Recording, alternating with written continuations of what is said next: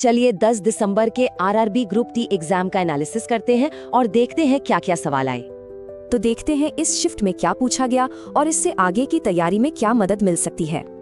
शुरुआत करते हैं करंट अफेयर्स और जीके से, देखते हैं यहाँ क्या खास था। एक सवाल इंडेक्स रैंकिंग पर था, जो कि एक कॉमन पैटर्न है। तो भारत 139 देशों में 38वें स्थान पर था 40.5 के स्कोर के साथ। वैसे टॉप 3 देश थे स्विट्जरलैंड, स्वीडन और अमेरिका। और ये अगला सवाल तो देखिए 9 बार रिपीट हो चुका है। जवाब है ब्रिटिश साइकिलिस्ट टॉम पिडोकॉक। मतलब लॉरियस अवार्ड्स एक हॉट टॉपिक है।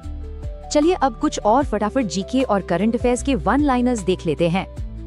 अब बढ़ते हैं साइंस सेक्शन की तरफ और देखते हैं कि वहाँ से क्या सवाल थे। केमिस्ट्री से सीधा सवाल था, सोडियम सल्फेट यानी Na2SO4 का मॉलिक्यूलर मास क्या है?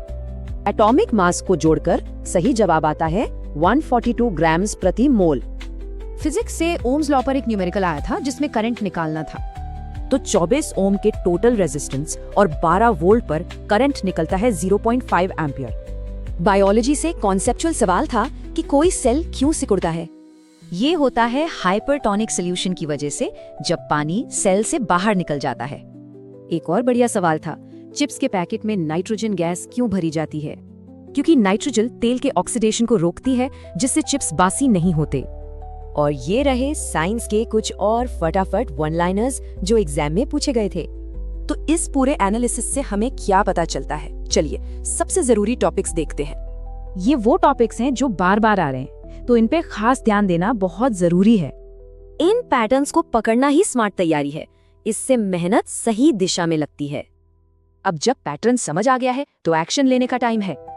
ये है वो हॉट टॉपिक्स। सवाल यह है कि सबसे पहले किस टॉपिक में महारत हासिल की जाएगी।